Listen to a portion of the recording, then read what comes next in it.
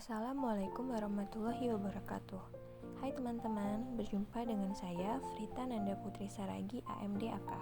Saya merupakan peserta calon pegawai negeri sipil tahun 2021 yang diselenggarakan oleh Badan Pengembangan Sumber Daya Manusia Provinsi Sumatera Utara. Saya adalah angkatan 8 kelompok 3. Video ini merupakan tugas materi akuntabilitas dan nasionalisme dengan pengampu Bapak Dr. Andus Haji Sobirin SH MSI. Untuk lebih lengkapnya, mari kita simak video berikut ini. Ini adalah mind mapping akuntabilitas.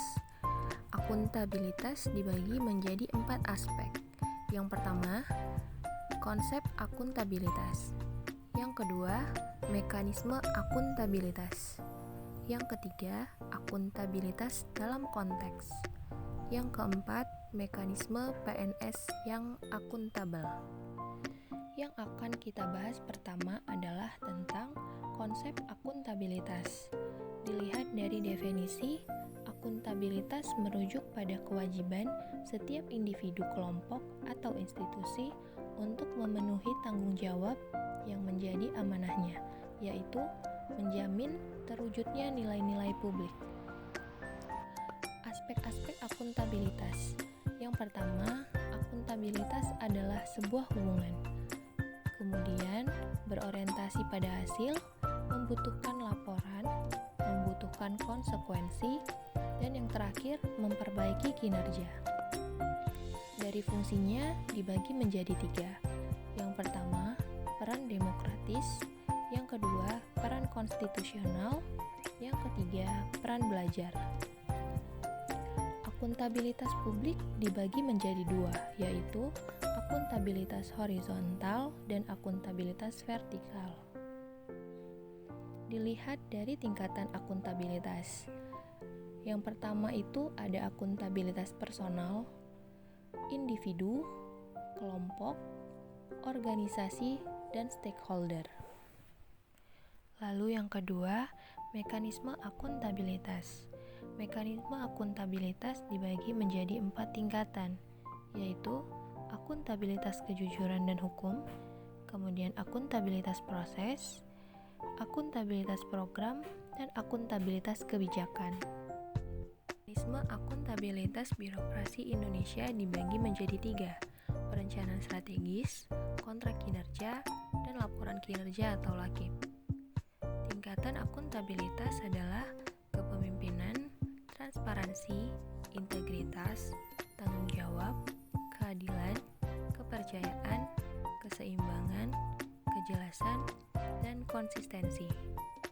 Kemudian, langkah-langkah atau framework bisa kita lihat sendiri.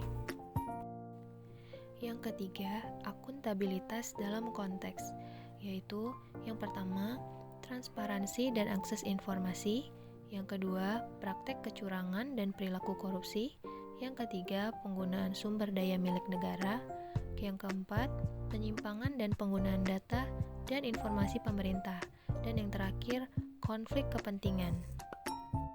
Dan yang terakhir, mekanisme pegawai negeri sipil yang akuntabel.